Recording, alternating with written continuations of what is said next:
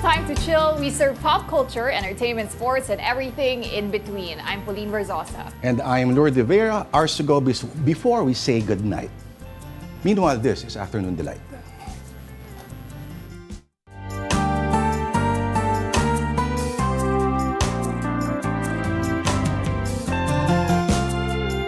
Okay, TGIF na naman po. Finally, What? weekend na. Friday na pala? Friday. I had no idea. Naks. Talaga? Buong linggo ka nga nagka-countdown. Lungkot ko na, hindi si Denise yun.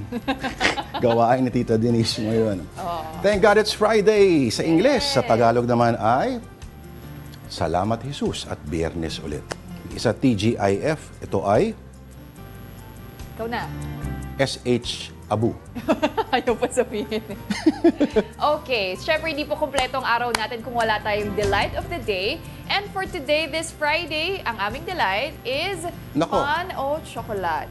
Tama ba ang sabi ko? Natatanging hinanda namin na pinicturean ng aking kasama dito. Syempre bongga kasi yung delight natin today, kaya tinake-advantage ko na, pinicturean ko. You mean yung galunggong For sa memories. monggo ay hindi Memorable hindi din worth naman. your precious photograph? Hindi kasi ako kumakain ng pan o chocolate madalas, kaya pinicturean ko na kapag meron, may chance. Pabalot na natin, gusto mo? Ang ganda, oh. It's so beautiful. You want to hang it in a museum. Oo nga, parang perfect na perfect yung ano niya. Although yung croissant to isang araw, parang galing sa museum talaga binake. Oo. Kasi? Ha? Oo. Hindi. Tumatalbog pala siya, no? Hindi. Bakit nga ito'y sinerve natin ngayon? Okay, that's because it's only a week before the Paris Olympics. Yes po, 7 days na lang. We're gonna finally open the Summer Games this 2024 in Paris. Of course, we have a French delicacy with us today. Pansin mo, parang siya rin si croissant na May chocolate. nakalimutan pumunta sa gym. Ganon. O, tapos biglang pinalot yung kasi sarili ganyan lang yung sa shape. chocolate. Oo. Yan ba yung background nun? Ito ang hindi kinakain ng mga atleta. Tingin mo? Bakit? Sorry, Kasi ikaw matagal sweet. ka nag-cover ng sports, pero how do pastries figure in an athlete's diet? You know, surprisingly, they can eat whatever they want. So they don't really stop themselves from eating sweets. Kasi kailangan din nila yan yung sugar. Pero I guess in moderation lang, hindi naman yung sobra-sobra, puro ka na lang chocolate. Pero they don't have a really strict diet. Mas mabuti pa nga sa kanila daw yung just eat. Kasi grabe rin yung binaburn na calories nila. Yung pag-press ba ng elevator at hanggang 10th floor na nakasakay sa elevator, nagbaburn ng calories? Hindi. Parang hindi, ano? Hindi. Mag-exercise na daw tayo. Ang pagsasakit sa ulo sa, halimbawa, ay hindi, ano? Konsumisyon ay hindi nakaka-burn ng calories. Sana, para pumayat tayong lahat. Nako, kung totoo lang yan, Oo. ganun na ako ngayon. Parang model na, no? Pero ang pan o chocolate, of course, pag pumunta ka ng France, hindi kompleto ang trip mo nang hindi kumakain ng delicacy na to. Diba? Chocolate bread. Chocolate bread. Pero pag binasa mo, parang pain, di ba? Parang Yung spelling. ang spelling as seen in your screens. Pero ang basa po niyan, pan. Pan? Parang pandesal. Oh. The universal word for bread.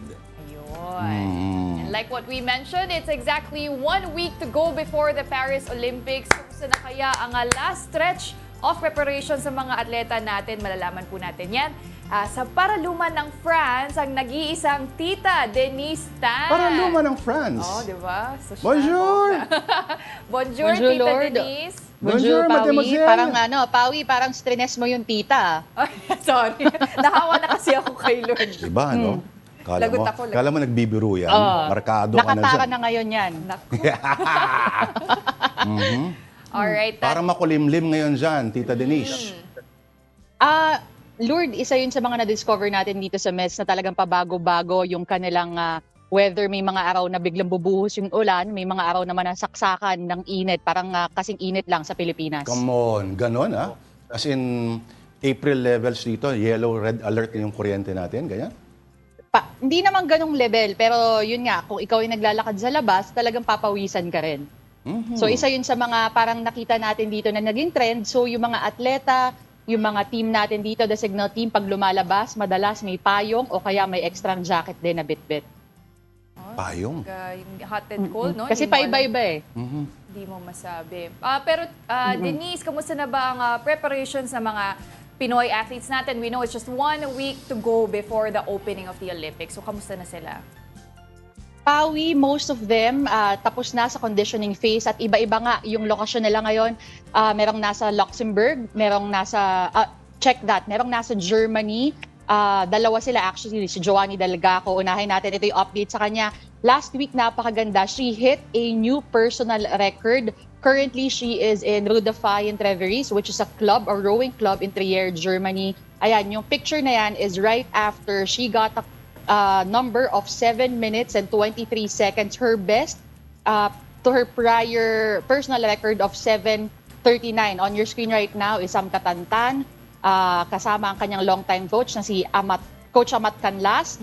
Tapos nakita rin natin kanina si Carlo Paalam, yun yung celebration niya with the boxers dahil nung July 16 na nag-celebrate siya ng kanyang 26th birthday. Wow, napaka-special din naman. And it's nice to know na meron din silang bonding moment sa labas ng training. Hindi nila, alam mo yun, it's not not so, keeping themselves preoccupied ba, kumbaga na wala na silang time mag-enjoy and appreciate the moments that they have together. Oo, medyo intense, nakatutok lang sila sa training. Yung ganon, oo. Yung pressure kasi. May relaxation period rin. Sa birthday ba ni Carlo Paalam, nagkaroon ng, alam mo na, tutut. Walang ganyan, Lourd. In fact, nung birthday ni Carlo, umagong-umaga, he went straight to a sparring session against a boxer from Mongolia. Kasi etong si Carlo Paalam, nakita naman natin sa mga ibang videos and articles sa lumabas in the past, he did come or he came from humble beginnings. So ang sabi ni Carlo, pag daw birthday niya, sanay siya na nag-e-ensayo pa din o lumalaban pa rin. Pero maganda nga yung naging sorpresa sa kanya ng buong boxing contingent dahil after nung kanyang sparring session ay may pa-cake na binigay sa kanya Yumir Marshall, who usually goes to Nancy for his sparring sessions, bumalik din sa Saarbrücken, Germany to be able to celebrate with Carlo Paalam. Tama ba si Marshall naman, kasama yung misis at kasama sa training lagi yung misis? Tama ba, Tita Denise?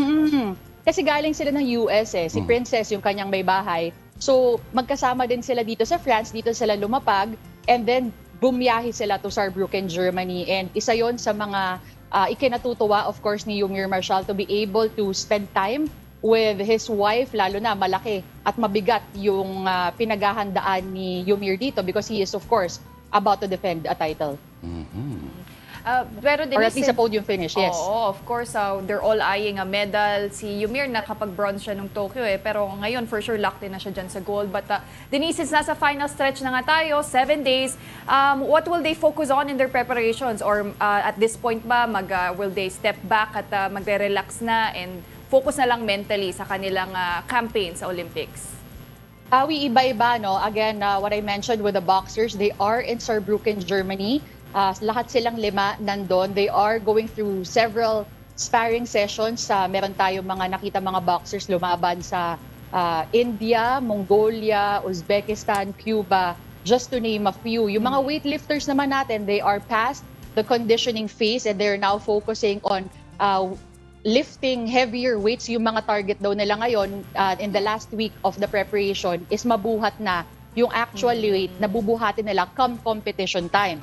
Ito naman si Joanny Dalgaco, she is in Trier, Germany for another sparring session with a different club. Last week kasi, nasa Luxembourg naman siya. So, titignan daw nila kung ano yung magiging oras ni Joanny dyan dahil yung stretch daw of the Moselle River in Trier, Germany is medyo similar dun sa stretch nung Seine in Paris. So doon nila makikita yung actual time where they can compare how she will fare come the Olympic Games. And then si Sam Katantan, who arrived last Saturday, will also be going to Luxembourg tomorrow naman to be able to spar with other fencers there. Kasi currently, ang mga kasparing niya is the members of the club here in Metz, France, kung saan iba-iba yung age group. So magtitignan din nila kung paano naman yung sparring style doon sa Luxembourg. Ewan ko kung nakausap mo yung weightlifting representatives natin, pero I'm sure kakaiba yung pressure sa kanila considering na ito yung event na nagbigay sa atin ng unang ginto natin sa last Olympics. May ganun bang pressure silang nararamdaman kung nakausap mo sila, Tita Denise? Lourd, dito kasi sa mga ating mga elite athletes, parang pressure really comes with the territory. So hindi nila masyadong iniisip yon as a negative aspect of the competition. Ang atake nila dito is more of that they're excited to be able to defend at posibleng makakuha nga tayo ng medal. Ang sabi rin nila, excited na sila, not just for that opportunity, pero syempre may mga binabantayan kasing different weight class, di ba? So as soon as makapag-compete sila, magawa nila ang best nila para sa ating bansa, pwede na daw nilang kalimutan yung kanilang mga diet. Sabi kasi, so nagda-diet naman sila para dito sa Olympics, syempre, complete all aspects, physically, mentally. Ewan ko kung uso pa rin sa athletes hanggang ngayon train, pero pag malapit na yung competition, you relax. Yun nga. Hindi daw tuloy-tuloy pa rin daw Tuloy-tuloy, sila. May kasama. Lourd and Pawi, may kasama pa rin ganon, syempre. Hindi naman mawawala yan. And yung perfect nga, doon din sa area kung saan sila nagtatrain, talking about the weightlifters and the boxers, they are in SAR campus in Saarbrücken, Germany. Pag tinignan mo yung area, yung facility, talagang puro puno lang din. And then wala ka masyadong iikutan. It's really the gym kung saan kayo mag-ensayo and yung kung saan ka nagsistay, yung parang pinaka-dorm nila doon. And then everything else is just greenery. Si Carlo Paalam, actually, nakausap natin last week, meron siyang trail na dinadaanan sa may likod ng boxing gym kasi puro puno daw talaga. Nakakita pa daw siya ng fox. Pinicturean niya pa. Ba, buti hindi siya kinagat. Oo, hindi naman daw siya lumapit. Pero zoom niya yung kanyang camera para mapicturean. Yung mga ganong klaseng greenery, no? Minsan, di ba parang sa pagiging pugilist, medyo nakaka-relax yun na. Ay, ang ganda ng nature. Parang ayoko na manakit ng kapwa ko. Ay, Ganun ganun ba yun? Okay. Tita Denise, wala pa rong specific date parang sa pull-out papuntang Paris? Correct. Ang confirmed lang as of today, Lourd, si Joanny Delgaco. She will be leaving with the signal team on the 22nd. Maaga din kasi yung kanyang training. No? Check that. Yung kanyang competition proper. Sa 27 at 10 a.m., siya yung unang lalaban para sa Pilipinas. Tapos yung final schedule naman for all of our other athletes is yet to be confirmed. Siguro by Monday, baka mas klaro na kung kailan sila babiyahe papuntang Paris. Yun ang pressure. Ikaw yung unang-unang sasalang. Pero para magandang training din, siguro mula dyan, mag-road na lang siya papuntang Paris, di ba? Mapapagod Para warm up na.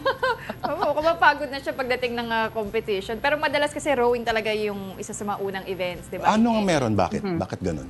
Marami kasing heats din yun di ba? So, I think Di they have malamig to doon sa start tubig. early. Heats talaga. Sorry. Monday. Uy, Pero sona na tama. sa... Yeah. Oo. Sona na sa Isingit ko Monday, lang, Lord, Denise, ha? tama si Pawi, no? Kasi yung first 2 days, yun yung kung saan may heats. And then the 3rd to the 5th day, dyan papasok yung quarter, semis, and yung finals. Yun yung colds na tinatawag. Colds. Ito talaga. Hindi, pag nasobrahan, magkakasipon. Anyway, okay. Sasabay ba kayo sa pull-out, Tita Denise, or iba ang biyahe ng ating signal team?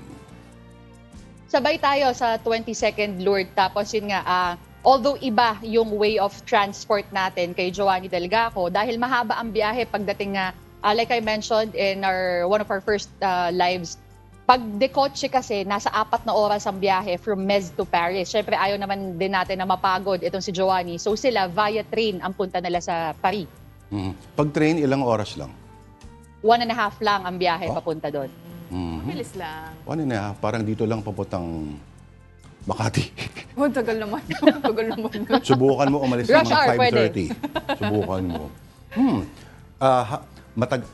Parang si Tita Denise, ang tagal na ni Tita Denise dyan. Ang tagal na. Anong mga bagong French words ang natutuhan mo dyan? Baka gusto mong i-share sa amin, Tita Denise. Wala akong makausap dito. Ang kinakausap ko dito, Lord, is pag lumalabas tayo ng hotel, yung mga housekeeping staff, ang mga pinapaturo ko lang kung ano-ano, yung toilet paper. Anong toilet paper? Oh, ganun lang. Para kung ano ang hihingiin ko. Anong toilet paper sa France? Sa French? Papier toilet. Papier toilet. Aba. Oo. Halimbawa, alak. Yung generic term na alak, ano sa French? Naku, hindi ko tinatanong, Lord eh. Nako. O, beach. Ano ang beach Tubig sa ang madalas. Ano ang beach sa French? Ano? E di, Boracay. May baon siya. Oo. Ano ang yung nabisto sa French? E di, beaucoup. Ano? Buko, ay gusto ko yun. Beaucoup, di ba? Gusto mo pa? Ano yung Sige. Ano yung unclear sa French? E di, malavu. Ito talaga, oo. Last na lang. Subukan ko dito yan. O last na lang. Ano ang drug sa French? Hindi namin alam yan. E di, shavu. Gusto mo pa ba bumalik dito, Tita Denise? In fairness may mga bago ako naman ang magtuturo sa mga Ayun. staff dito. Yan. Magpapaalam ka na ba? Ha? Magpapaalam ka na ba? Pa? Bakit? Hindi, kasi may bati ako kay Tita Denise. Okay. Farewell greeting sa French. Sige, bati ka na. Hindi pa tayo hindi ko pa pang ba? papaalam eh. Papaalam na ako. Yo, sige. Okay. Ano sa French ang bye-bye? Au revoir. Hindi. Va-vous. Ano? Babu. Okay. Maraming salamat. Afternoon Delight host and Olympics correspondent, Denise Tan. Thank you so much for your We update miss you, on the Tita Olympics. Denise. Opo, we Thank miss you, guys. And bye-bye ka. Va-vous. Babu. Babu. Alright, time out po muna. Magbabalik po ang Afternoon Delight last na yun. But first, CNN wants us to take a look at this. Just in time for her Out of This World world tour, Missy Elliott just became the first hip-hop artist to be beamed across the galaxy. Using a high-powered radio array in California, NASA used their deep space network to send Elliott's 1997 hit, The Rain, into space, beaming the hip-hop hit roughly 158 million miles to the planet Venus. The agency didn't say why they conducted the intergalactic transmission exercise, which took 14 minutes to complete, nor is this the first song to be beamed across the universe. Across the Universe by the Beatles was transmitted by NASA back in 2008. This is, however, a first for hip-hop, and Elliott seems thrilled to blaze the trail, saying the sky isn't the limit in a social media post. And while Venus has been nicknamed Earth's evil twin due to its similar structure but roiling turbulent surface conditions, Elliott says the planet symbolizes strength, beauty, and empowerment. Now, if Venusians can just receive the signal and figure out how to work it, they can put their alien thing down, flip it, and reverse it with one of Earth's brightest stars. And while Missy was super-duper flying out, something fishy was flying in to Detroit's Metro Airport. After noticing an odd odor in an international traveler's luggage, customs officials discovered 90 giant African land snails alive inside the baggage. They believe the cache of critters was intended for consumption by the traveler who hailed from Ghana. But as invertebrates like snails are considered an invasive species in the U.S., the slimy, slithering snack was subsequently seized. For Take a Look at This, I'm Jeremy Roth.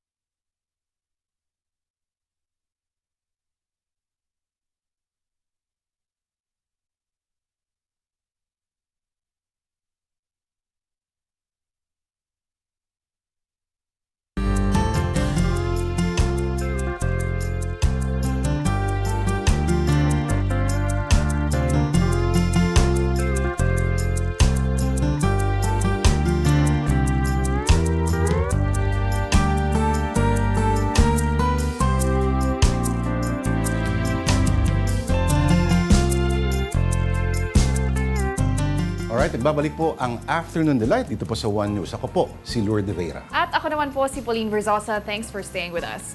And now, here's a quick rundown of some stories on One News. The Immigration Bureau has put the names Alice Guo and Guo Huaping in their lookout bulletin. The suspended Bamban mayor still refuses to attend the Senate probe into POGO operations. She feels senators are too fixated on her. In a recent Facebook post, the Tarlac mayor asked, and we quote, "Am I really the country's biggest problem?" To which Senator Risa Ontiveros answered, quote, "Hindi kami fixated sa'yo. Allergic lang kami sa mga sinungaling." Ontiveros adds, Guo has more Facebook posts than appearances at the Senate. The Commission on Elections is releasing a resolution soon that will regulate usage of social media by candidates in 2025. The COMELEC hopes that this way they can monitor online expenses of candidates. The poll body is also banning the use of artificial intelligence and deep fake in campaigns. A social weather station survey showed 58% of Filipino families felt poor in the second quarter of 2024. This is up from the previous quarter's 46%. 12% rated themselves as borderline poor, while 30% considered themselves not poor. The MMDA is not allowing public use of the viral wheelchair access ramp at the Phil-Am EDSA Busway. That's until they fix the ramp's appearance. The structure has drawn flack and even went viral for its steep design.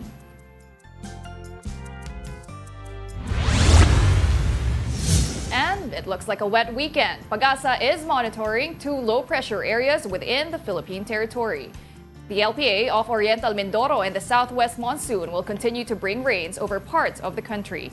These include northern Palawan, Occidental Mindoro, Calabarzon, and Metro Manila.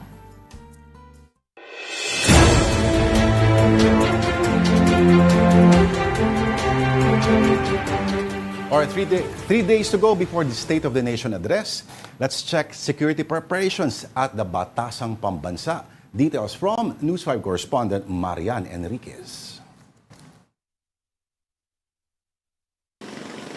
Hindi na basta-basta nagpapapasok sa Batasang Pambansa. May bomb-sniffing dogs na rin na nag-iinspeksyon sa mga sasakyan. Naka-lockdown na kasi ang kamera hanggang Linggo para sa State of the Nation address ni Pangulong Bongbong Marcos sa Lunes. Tanging mga essential personnel na lamang nga yung pinapapasok dito sa loob ng Batasang Pambansa at talagang napakahigpit nga nung seguridad dahil kung wala yung pangalan mo sa listahan, hindi ka papapasukin sa loob. Ayon kay House Deputy Majority Leader Erwin Tulfo, all set na ang seguridad para sa ikatlong sona ng Pangulo. I trust the security of Congress. Lalo pa ngayon, inagahan pa nila na mas maaga na 1 day tapos panay ang sweep nila. So I heard na they'll do another sweep on Sunday, tapos early Monday morning, there will be another sweep. So, kayo naman, ilang beses na kayo nag-cover ng Congress, wala naman nangyayari sa awa ng Diyos. Mismo ang Philippine National Police, wala rin daw na monitor na banta sa seguridad sa araw ng SONA. Nasa isip natin, there is always a threat because wala po dapat mag-relax. Kaya may threat o walang threat, 100% po ang preparation po namin. Tinanong din si PNP Chief Romel Marbil kung magkakaroon ng security adjustments kasunod ng assassination attempt kay dating US President Donald Trump sa isang campaign rally noong Sabado. Ang sagot ni Marbil, Alam mo, lahat yung may nangyari kay Trump, wala nangyari kay Trump, naka-factor in po yan. No? What we are doing right now, no, sinasabi ko nga, every zone is always a different case. Pero magpapatupad ang PNP ng gun ban simula Sabado, July 20 hanggang sa July 22 sa buong Metro Manila. Pagdating naman sa mga magsasagawa ng protesta, hanggang sa tandang sora lang daw sila papayagan. Yun naman pong mga pro-government naman po na nag-signify din ng intention po nilang mag-rally, doon naman po natin sila pipilitin maharang po. At least doon na lang po, hanggang doon na lang po sila, doon sa may COA area. So hindi natin sila paglalipitin para medyo maiwasan po yung mga tension po sa magkabilang panig po. Importasyon, lokal na produksyon. Kahapon, nagpatikim na sa tanggapan ng Department of Agriculture ang ilang agricultural group. Para sa kanila, bagsak ang grado ni Pangulong Bongbong Marcos sa pagtugon niya sa mga isyu sa sektor ng agrikultura. Nakita po namin ang 2 taon ni BBM, ni Pangulong Marcos, lalong nagpahirap sa magsasaka, sinira ang agrikultura at katunayan po sa mga magsasakang nakakausap namin, ang sabi nila ay ganito, Marcos Jr., peste sa magsasaka. Ibasura niya lahat yung mga polisiya na nagbubukas sa ating palengke sa pagpasok ng mga imported na produktong agrikultural. Ang laki-laki ng budget ng gobyerno pero hindi niya inilalaan para sa pagpapalakas ng ating lokal na produksyon. Ang mga mangingisda naman gustong talakayin ni PBBM ang problema sa West Philippine Sea. Dating maraming nangingisda doon, tumigil na. So ang panawagan namin, ayusin ang problemang ito dahil nagpapalala ito sa gutom ng ating sektor. Nagbabawas ito ng malaki sa pagkain ng ating mamamayang Pilipino. Para sa 1PH, Marian Enriquez, News 5. One News is having a special coverage of the President's third State of the Nation address. You can catch that special on Signal Channels 250 and 8 and Satellite Channel 60. You can also stream it on our Signal Play app. I know that the state of the nation is sound and is improving. Dumating na po ang bagong Pilipinas. President Bongbong Marcos presents to the nation again his government's gains and game plan. What is the state of the country's economy, security, education, health, and other national concerns? Listen and make sense of the President's report. Mga minamahal kong kababayan, This is the third State of the Nation address, live coverage and analysis, coming to you on Monday, July 22, starting at 3 p.m. Only on One News, all sides, all the time. Right, from SONA, punta tayo sa POTUS, President of the United States. All right, in the U.S., the groundswell of Democrats and donors suggesting President Biden steps aside may now be having an impact. Sources close to private briefings and conversations are now indicating that the president may now be receptive to the idea of giving way to another candidate in the November race. Here is a report from CNN. The Democrat Party is in a complete mess right now. It's no surprise many Republicans feel that way, but more and more Democratic leaders are sounding that same alarm. Former Speaker Pelosi, Hakeem Jeffries, and Schumer have relayed concerns of some members of the House and Senate caucuses. This week, former House Speaker Nancy Pelosi shared troubling poll numbers with President Biden on a private call, showing he'd not only lose to his Republican opponent Donald Trump, but he could also destroy Democrats' chances of winning the House. Several sources briefed on the call told CNN. The president was said to have pushed back, pointing to different polls showing he can win. Either he has to win overwhelmingly or he has to pass the torch to someone who can't. It's as simple as that. A growing number of Democratic lawmakers, including some senior leadership, have shared their concerns publicly in recent days, words that may be taking hold. One senior Democratic advisor now tells CNN the president is becoming receptive to talks of stepping aside, even asking those close to him if they think Vice President Kamala Harris could win. Kamala Harris actually does a point or two better than Joe Biden in some key states. And if the powers that be in the Democrat Party can convince him to move off, it's going to be a very different race here in just a month. And it's going to be a nail-biter. For the moment, the president's deputy campaign manager is towing the line on messaging. The president has said it several times. He's staying in this race. I'm Laura Aguirre reporting. All right. Sa report ng Reuters, si Biden daw is now soul-searching and is really considering and now increasingly open to the idea of giving way to another candidate. Of course, we know he's facing a lot of pressure, and we reported this the last day that President Biden has tested positive for COVID and he's resting in his home in Delaware. Sabi mo nga, Lourd, no, baka ito na rin yung plano niya, di ba? Tactic siguro to ease his way into withdrawing from the race. Because he cited naman before that an illness or his health is what would make him also step aside as the nominee of the Democratic Party. Isipin mo, nakailang beses siya nagka-COVID? 3 times? 3 times. Ito na yung times. third time. At sa edad niya at mumukha, for the next 4 years, ang isang kalaban niya rin ay stairs. Seryoso? Oo. Di ba?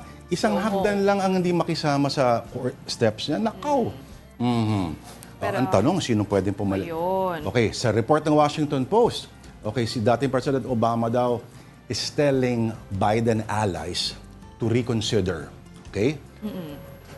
Well, mukhang ang tanong, sinong papalit? Kasi sabihin natin na exact opposite ito ng the well-oiled machine, supposedly that is the Republican National Convention. Si Trump talaga nominated 3 times na. At meron pa silang, kung napanood mo kahapon, Trump baby. Si Amber Rose. Something you cannot unhear and unsee na video, mga kapatid. Sino kaya pwedeng pumalit? Si Michelle Obama ba? Dapat dynamic din di ba? That someone who would excite and generate the same electricity as kung gaano ka-electric si Trump doon sa kabila.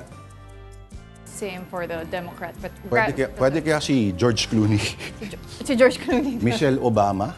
Oh. Diba? Dapat mga ganyong levels. Pero a lot of experts nga are considering Vice President Kamala Harris as the likeliest choice to replace President Biden. Well, ganun talaga, no? Oh, well, Kung next susundin in mo. line. Pero may magagawa ka ba kung mas mababa pa ang poll numbers si Kamala Harris kaysa kay Biden? Kaysa kay Biden. Kay Biden? Yes. Mas mababa. Mas mababa. Ganun talaga. And you have to question din, no? Is America ready for their first female president? For a first female president, di ba? Puntik-punti ka na. But for the Electoral College... Anyway, okay. SOCMED stories tayo, Tita Pao. Social media stories. Alright, let's move on. Kahapon po mapagustong pag-usapan ito. At hindi ko pala nasabi kay Tita Denise, 8.5 ang aking shoe size. Oo nga. Mag-ano pa naman siya Magre-report pa siya dito sa show. Pero ito, pag-usapan natin.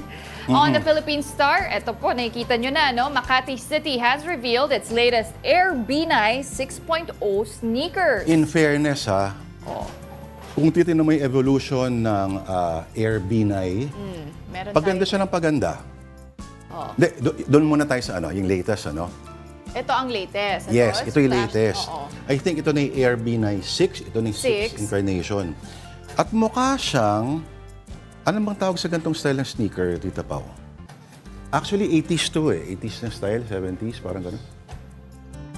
Hindi ko alin, itong design? Yung ganyang... oo, tama. M ang logo ng ano ibig sabihin niyan? Siyempre Makati. Hindi. Mayor B9.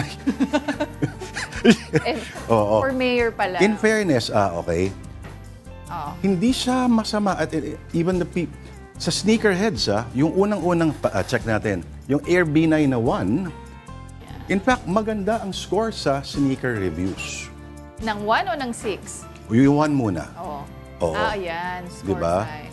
Kasi alam ko sa mga snobby, mga suplado dyan, sa mga sneakerheads, pinagtatawanan ninyo to pero sa mga dukha na gaya namin, pero hindi ako taga Makati sa mga pamilya na walang pambili ng sneakers, this maganda means siya, the world. simple lang At may logo yung isa walang logo ng Makati. Wala. Ito, M lang. Ito, logo ng Makati. Seal nila, no? Tingnan natin din yung ibang mga variation. Sige. Ito, tama, yung evolution yung napakita. So, ito yung Air B9 1, Air B9 2, mukhang Adidas, Ang AB 3.0, AB talaga, Naging blue na siya completely. Ang AB 4, ito. Ang AB 5, ano ang pinakagusto mo dyan, Tita Pao? Wait, ano to parang similar to sa isang sikat na sapatos. Saucony? Hindi. Banggit ka talaga. Hindi. NB. May ganyan silang design na ganyan din yung Oo. So, kasi may Saucony rin na ganyan meron. Diba? Maganda At ang nagagawa ng walang logo, pag nakita mo. Kasi diba yung may yellow pa dun Ito naman, may kamukha ba siya? In fairness maganda yung... Decent naman, oo. Maganda rin naman yung design ng mga Airbnb na eh. Noong mga 2018, naging trend ito, Tita Pau, ang tawag nilang LGU sneakers. In fact, nagkaroon din ng Mandaluyong. Biruin mo, 2018 yat. Ang Air Abalos na tinatawag. Di ba? Ano masasabi mo? Okay rin. Color combi, di ba? Fight na siya.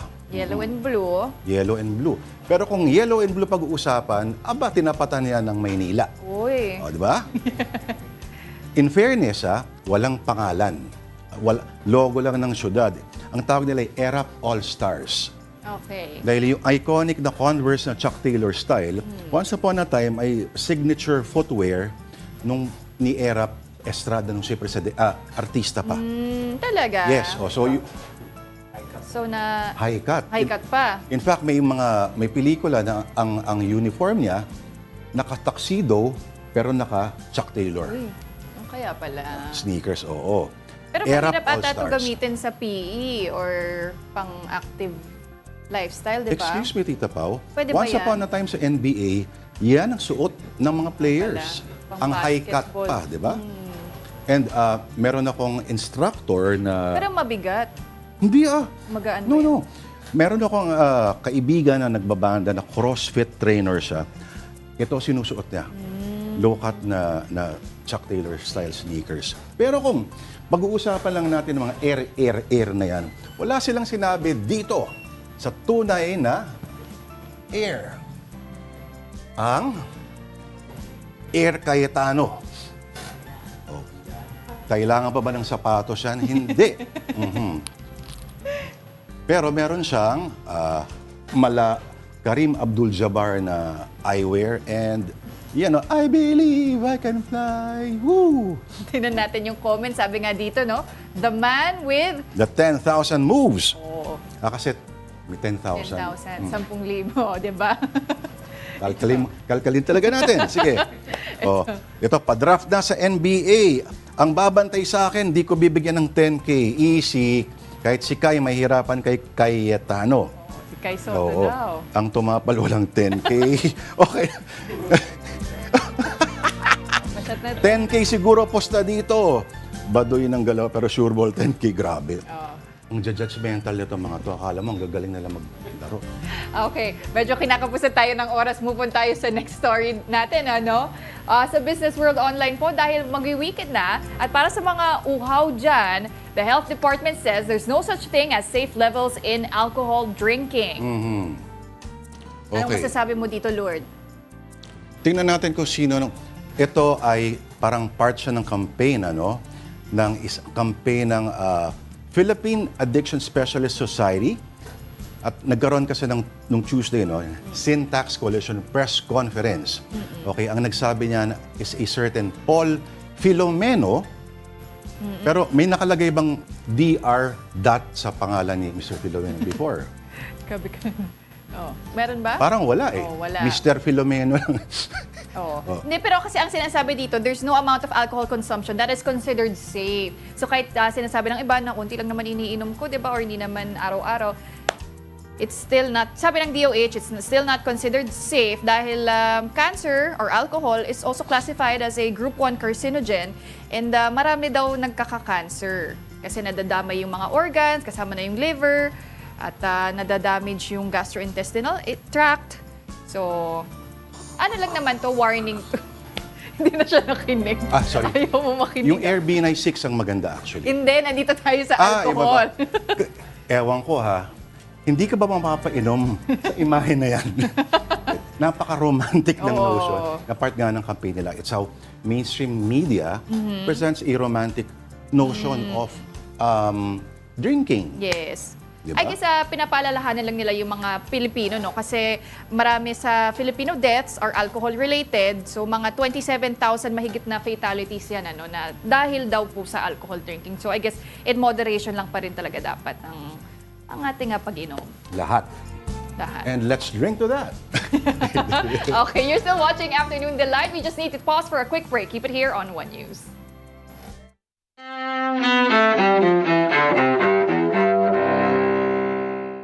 July 19, 1848. A women's rights convention in Seneca Falls, New York, launches the movement to give American women the right to vote. That campaign succeeds when the 19th Amendment to the U.S. Constitution takes effect more than 70 years later. 1993, President Bill Clinton announces the Don't Ask, Don't Tell policy on gays serving in the military. It certainly will not please everyone, perhaps not anyone, and clearly not those who hold the most adamant opinions on either side of this issue. The compromise forbids the military from asking service members about their sexual orientation, and it requires a discharge for service members who are openly gay or engage in homosexual activity. 1969, Apollo 11 and its 3-astronaut crew start orbiting the moon ahead of man's first landing on the lunar surface. 1990, baseball's all-time hits leader Pete Rose gets 5 months in federal prison and a $50,000 fine for filing false tax returns. That happens after Rose is banned for life from baseball amid claims he bet on the game, something he admits years later. And 1980.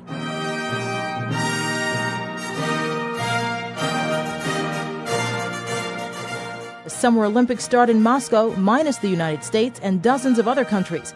Those countries decide to boycott the Games over the Soviet Union's invasion of Afghanistan. Today in History, July 19th. Carlotta Bradley, The Associated Press.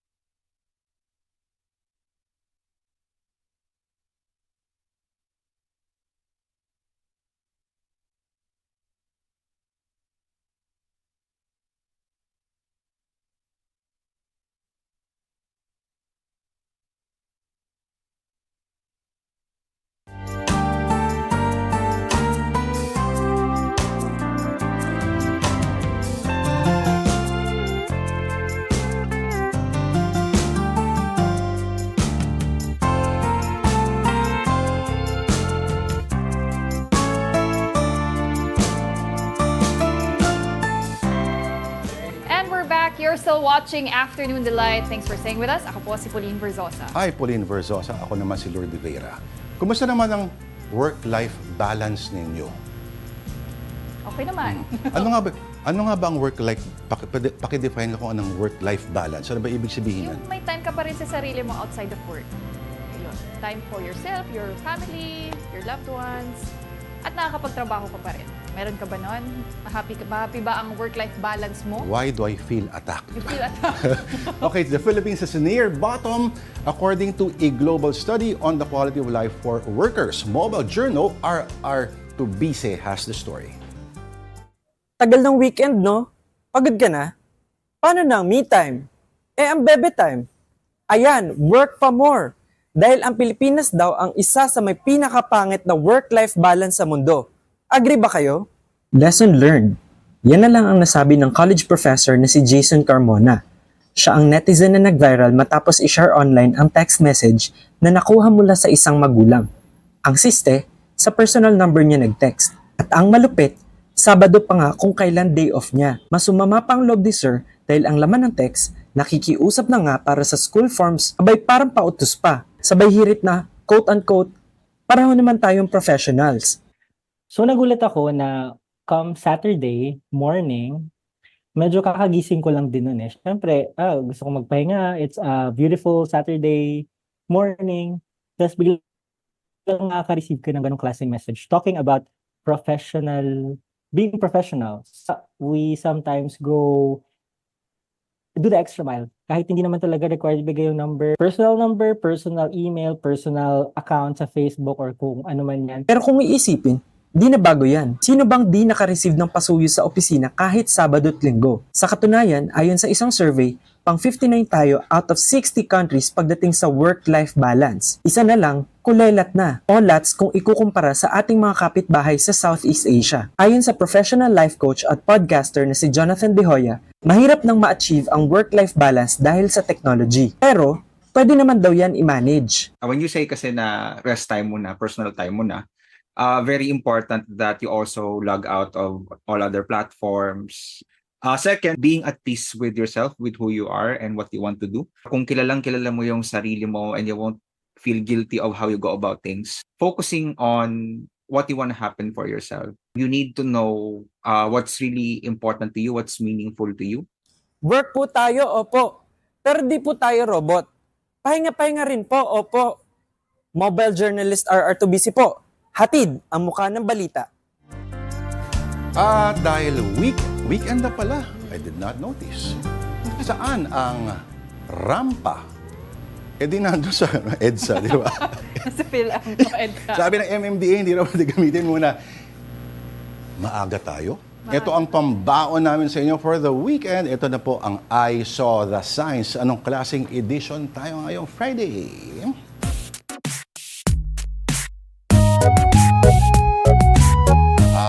Memes, Tita Pao.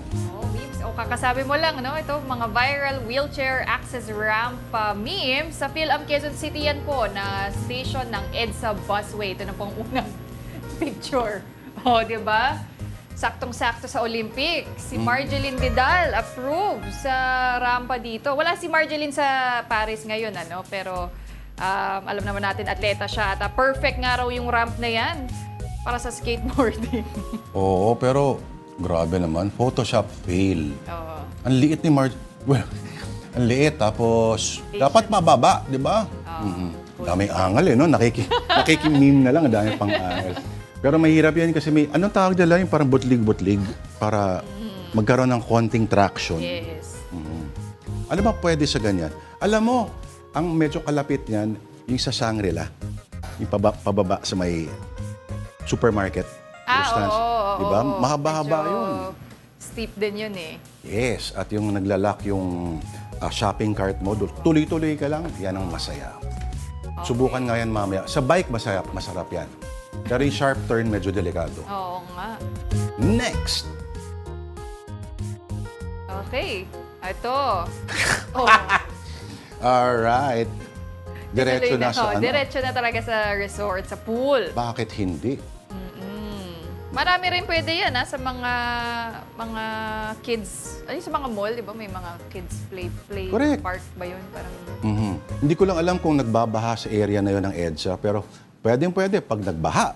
May tubig pa, di ba? Di ba? Nako, yung parang sa Lagos nila, yung swimming pool nun. Sana babida na lang kulang. Oo, lalangisan nyo nga lang yung rampa. Para sa butlig-butlig. Pero sigurado ako mawawala rin yan agad. Next meme. Oo, ganun din, di ba? Parang sa Cebu. Ano yung tawag dun sa activity doon? Yung pwede kang mag-raft. Whitewater? Oo. Meron ba sa Cebu? Alam ko sa Cagayan. Sa Cagayan. Canyoneering pala yung sa Cebu. Cagayan and sa may Cagayan de Oro katabi o border siya ng Bukidnon. Subukan ko na siya. Talaga? Yes. Parang ganyan ba? Parang kulang na lang Pwede ka na mag-ano dyan. Wala akong maalala kasi nakainom ako nung yung Uy, bawal na kinakampanya sabi ng kanina DOA. nung nakaganon. Pero masaya. Kahit tumambling ka, okay lang. So yan talaga yung mga pictures po na pinapakita natin, mga memes, no? Halos lahat diretso na sa mga pool. Tita Pao, paki-explain tong Parang puli. Hindi slide ko na-gets. talaga eh. Slide, oo. Dyan din, na swimming pool.